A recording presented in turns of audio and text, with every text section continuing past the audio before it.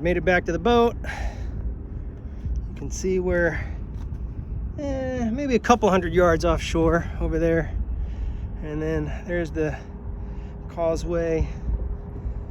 That's out to the east. Here's to the south. So land is just off to our port side here on the west. And oh man, had some issues with the motor again. But I don't think it's the motor, I think it's the fuel. I broke some sheaves, which I have to measure now. These are the sheaves that go to my jib.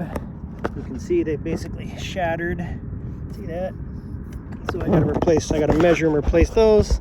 But otherwise, I'm pretty happy. The boat hasn't been out here in a couple decades, so we're making progress. A couple small obstacles, but overall the progress is good. I'm anchored out. It's not my first time anchoring out. I know what my anchor can do. I got a backup anchor, and so far everything looks good.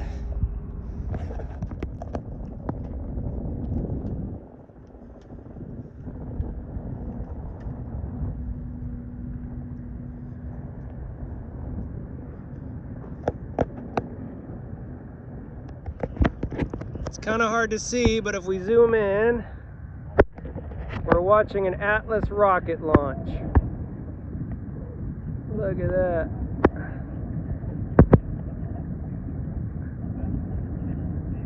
Check it out. That's kind of cool.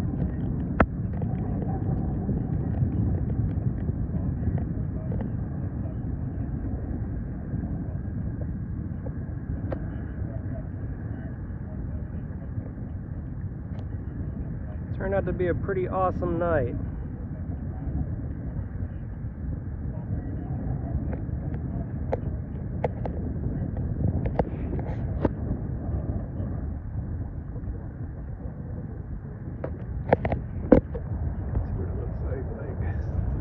Look at that.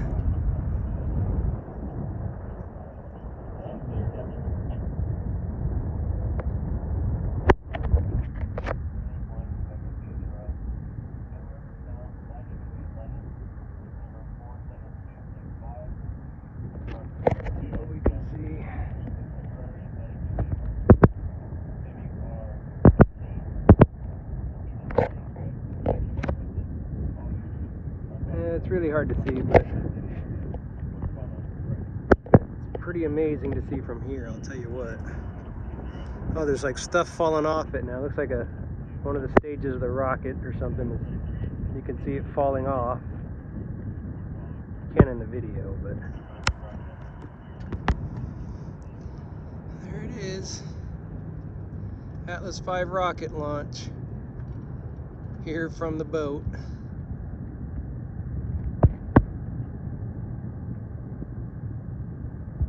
Can't see it in the video, but there are little parts sparkling away from it.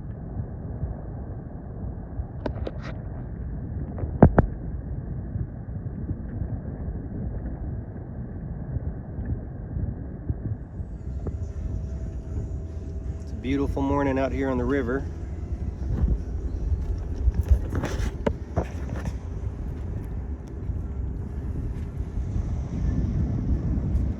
I do notice every once in a while a wave like that will come in. See that? And it's not from a boat. Kind of a wind wave, I guess.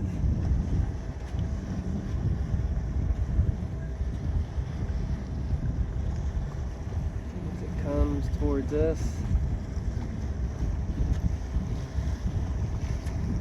Give this a good rock or not.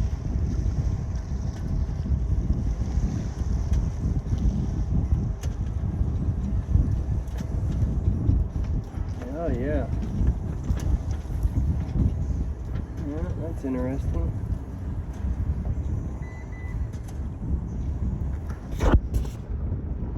I've got a small problem. My rudder only turns to the port side, which is left, so I had to make all these left circles. I was gonna go down to Melbourne Harbor to West Marine and get some parts. I was gonna motor down there, you know, test the motor out too. And for some reason I couldn't turn left. And or I couldn't turn right. So I decided I'm just gonna go in circles till I get where I wanna be. I kind of came back to where I was anchored. I'm gonna go down below and see if I can fix this thing. Yeah. Okay, so here's my steering mechanism. There's my rudder. You can see it actually moves just a little bit with the wave motion. So these were loose. These things right here. See that?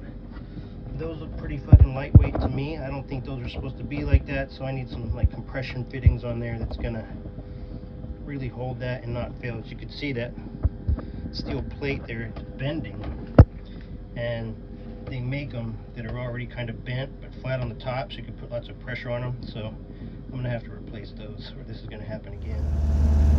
Okay, she's running, she's steering.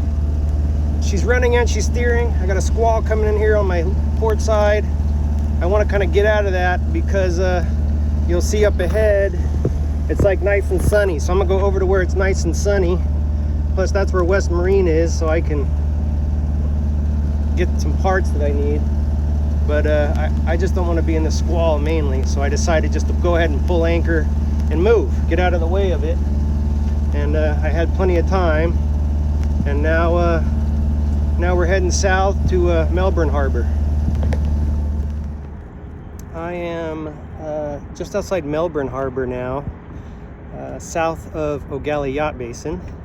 I managed to do some motoring and some sailing to get down here. I had some issues, of course, but you know, the rudder would only turn port, and I had to go down there and fix that, as you saw in the video. But I found an amazing little anchorage, and look at this. Wait till you see this. I'm the only person in this anchorage here, and it's like a little park over there. It's like a little hole right here, and so now I'm gonna take the dinghy ashore and walk down to West Marine, maybe get something to eat. But this is a nice tucked away spot out of the wind, so I'm really stoked about it. Way out there is my buddy Andrew. Happened to see me anchored here from O'Galley. He came a long way in that little boat. He travels up and down this river in a laser to go to races and practice, all kinds of stuff. This dude sails constantly. Super cool dude.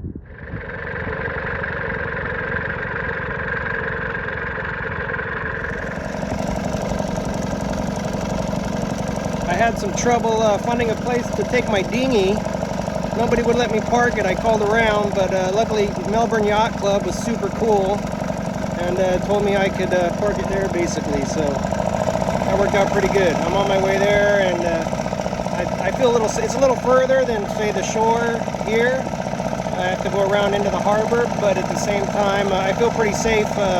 My dinghy's not going to get jacked there, you know, so I'm on my way now over to Melbourne Harbor so I can get a lift to West Marine, get the parts I need, and hopefully do some sailing later today. I replaced the sheaves on my Genoa track, which is this here. See that? What that does is, this is the old one. Looks like, it's supposed to kind of look like that. Kind of disintegrated, just hasn't been used in 20 something years.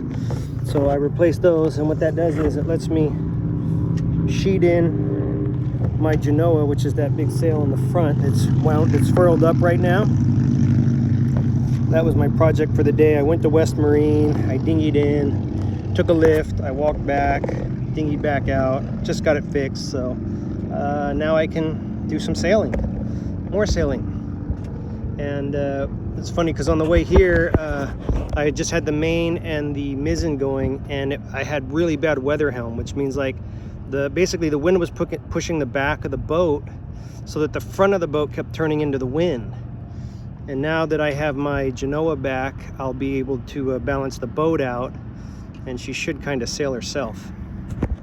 Okay, we're sailing. She's got the jib up, or she's got the Genoa.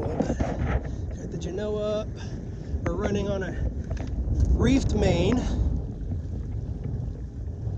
This is to test out our reefing system because that's important. And we got the mizzen up.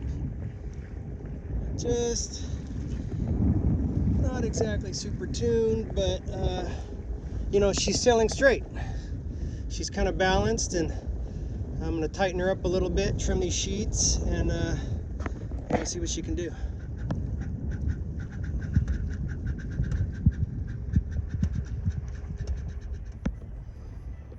It was kind of a bumpy night last night. Everything went great though. I anchored on the windward side. That's over there. So that means the wind was actually coming from this side, and that my boat is closer to the shore that the wind is blowing onto, which means if my boat were to break free, I would land or get grounded on that side. Now, the reason I did that was because I wanted to test my anchor out here where the water was a little bit rougher, and it was kind of, it was a loudish, bumpy-ish night. I woke up every 2 hours to check my position to make sure I wasn't dragging anchor. The anchor held great, and now it's just an awesome morning out here on the Indian River. All right, we've got our Genoa, our reefed main, and our mizzen running, and she's like balanced out. See, I'm not touching the wheel. She's kind of doing her thing, so that's cool.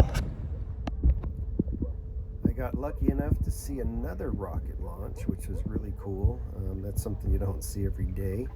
And I managed to get back up to O'Galley after testing the boat out a little bit, just in time for the Wednesday night potluck, which seemed to be cracking.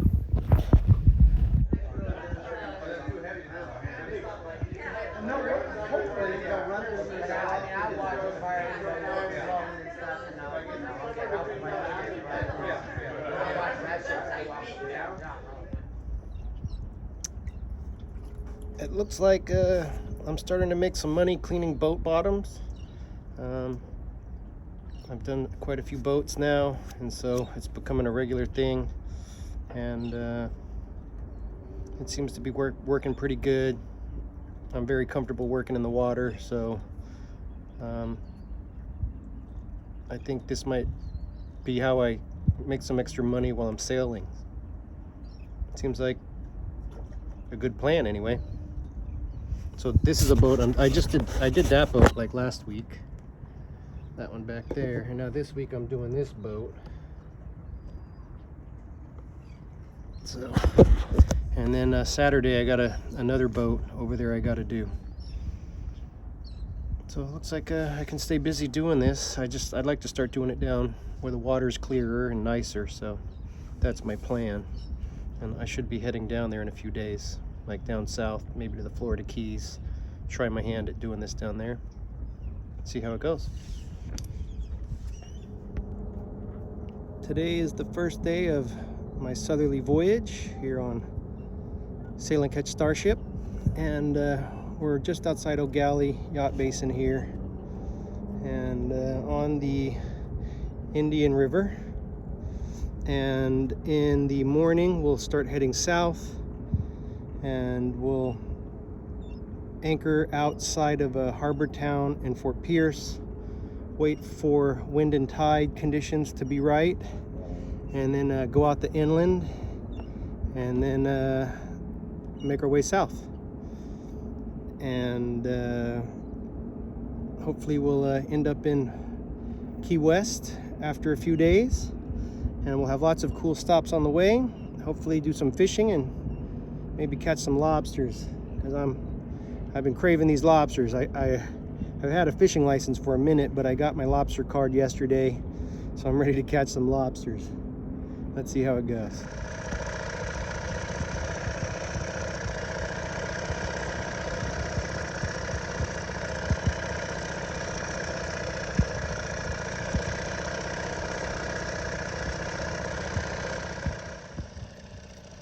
Of course, I run into Andrew again out on the river in his laser, and he's heading back in, and we decide to go in for some beers. And You know, he's doing some drills, some training drills in his laser on the way back, and he's actually he's making better time than me in the dinghy while he's doing it.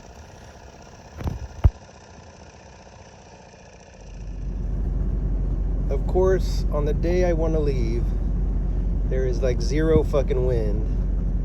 So now I'm motoring. You know, it's a sailboat. I thought I would be sailing, but right now I'm motoring down to Melbourne, and I'm gonna fill up my scuba tanks. I might refuel down there. I don't know. I think I got a lot of fuel in the tank, so I may not, but I was really hoping to get some wind today so I could do some actual sailing, but it looks like that's not going to happen. And I don't want to be motoring all over the place. That is a fact. So I'm not sure yet what I'm going to do. If I don't get much wind in the next couple days, I may just anchor and fucking wait for wind as opposed to running my motor, which I mean, I could do, but I just kind of I don't know, I'm like strategically or morally opposed to it, because this is a sailboat and I want to do some sailing, and I don't want to have to rely on my motor all the time. You know, for one thing, it's going to cost money for fuel, and not a lot. I mean, it really doesn't cost that much, but because gas is cheap here in Florida. But at the same time, you know, I also don't want to put a lot of hours on my motor, because I want it to be there for me when I really need it, and not just out of convenience. And that's kind of, right now I'm kind of using it out of convenience. I could totally wait for some wind. It looks like in a couple days the wind will pick up. Of course the wind could pick up this afternoon too. That happens a lot. So here I am, just motoring along, and kind of see, and look at my flag up there. Can you see it? It's like not moving at all. It's just hanging there. So here we are, out here motoring along. I've got the jib up, but it's just not doing a lot. You can see it's got a little furl right there, and that's probably just, you know, it wouldn't be there if there was some load on it. So I don't know, I might pull it in, but for now, this is how we're running. So I should be in Melbourne in like 30 minutes. So I'll anchor there near the boat dock. I'll dinghy in, and the dive shop is right there. And you can see my tanks are, I have 2 tanks, one there, one there. And you know, I want to do some diving when I get down to clear waters, because also you can see the water here is a nice brownish color. And I don't want to be in murky water, because that's where you get bit by sharks. And I'm not like a sharkophobic, but usually when people get bit by sharks, it's the shark checking the person out with their teeth, just checking to see if they could eat them. And a lot of times, you know, 100 stitches later, the shark realizes, oh, okay, this is not food, and maybe they go on to something else. But it's murky conditions that tends to happen in, and I want to be in clear water where I can see what's going on around me. I mean, I'm happy to be around sharks, but I want to be able to see where they are, what they're doing, and be able to read their body language, and they can read my body language too. You know, they can see that I'm not acting like an injured animal or something, that I belong there, and that I'm in charge of my space. That's my space. If they come in it, they're going to get in trouble, you know. And they can tell that, I think, by your body language. You know, they realize that you're a predator too, and they'll leave you alone, you know, sometimes. Most of the time, probably, actually, I think. So, anyway, I guess I'll see you guys in Melbourne. Well, I made it to Melbourne Harbor. Pretty quick trip. Motored the whole way. As soon as I got here, too, the wind started to pick up. So there's a nice breeze blowing now, and I'm hoping it's blowing later, too, because when I take off from here, I'd like to make some good time heading south. So over there's the boat ramp. I'm gonna take my tanks in the dinghy. See there? I've got the tanks loaded up, and I'm gonna take them over there And Hat's diving headquarters is right across the parking lot. So I'm gonna wheel my tanks over there, get them filled. And I don't know, I might try to get some gas. We'll see. See what happens when I get there. I'll bring my tanks just in case. And now I'm off to, well, I gotta finish loading the dinghy, and then I'm off to the shore. So, all right, this is where I was able to come ashore here. I parked the dinghy right here, and this is the boat dock, or the launch ramp for the motor boats. Anyway, it's real shallow here, like almost too shallow, so I had some trouble getting right up on the beach. But I'm gonna lock my dinghy to one of these pylons here, and then I'm gonna wheel, leaking some gas there, and then I'm gonna wheel my tanks over across the street here to Hat's and get them filled. And I did bring my gas tanks, and you know, we'll get it done. Here's how my dinghy is locked up. I've got it locked to that pylon over there, and then tied up here. And then if you see that flag over there, that's how far the dive shop is. So it's pretty convenient, and I just got to walk these tanks over there and get them filled. One of the things I try to do whenever I can is pick up trash out of the ocean, and I just found this cast net floating in the water, and it's the kind of thing that, you know, will trap animals, and it's got hooks already snagged in it.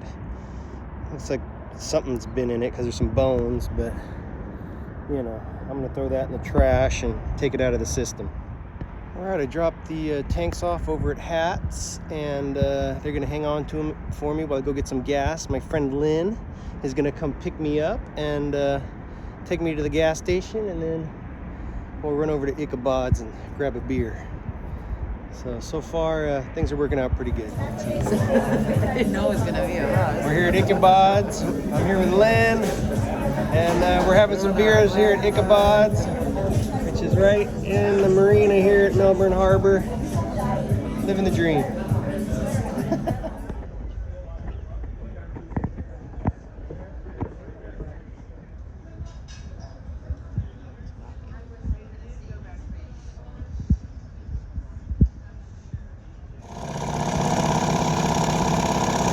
All right, gassed up, aired up, I got my tanks filled, and we're leaving Melbourne boat ramp here, and on our way out to the boat. So, mission accomplished, and hopefully we're heading down to marker 21 tonight, where I'll anchor out, and then we'll head down to either Vero Beach or Fort Pierce the following morning. It's going to be easily a 6-hour sail if conditions are good, and so it's kind of an all-day affair. But looking forward to getting down there, and hopefully to some clearer water where we can do some fishing.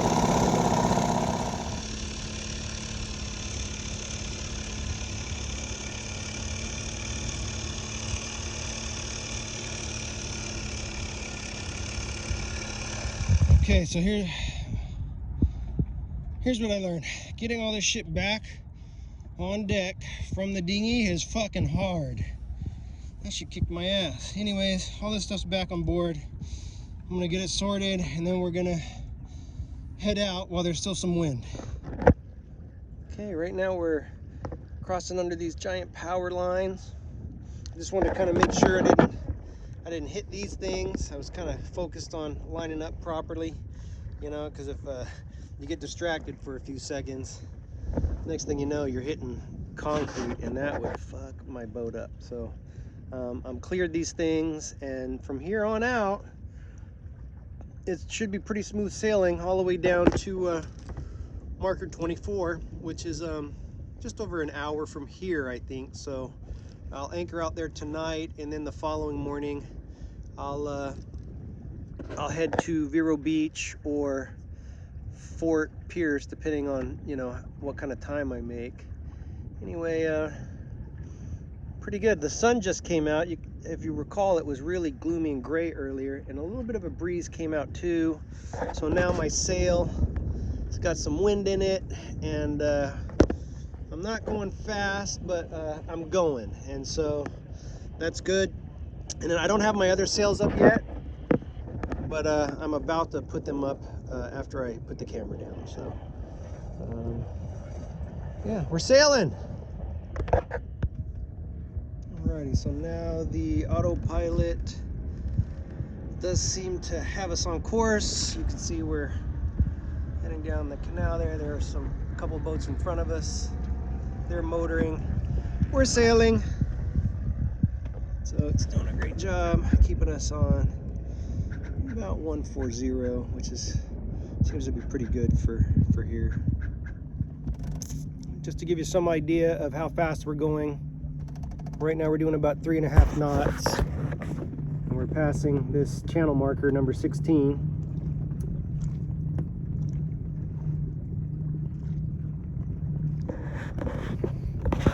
Hauling ass. After a long day of sailing, it's so nice to have a barbecue out here, and you can kind of see this is what it's like here. It's pretty nice. I got this whole place to myself here. There's not another boat for like a mile. So I get to barbecue a steak. Let's see here.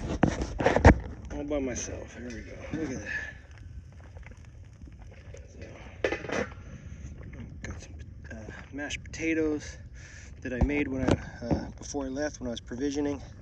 Then I'm going to heat those up and have steak and potatoes tonight.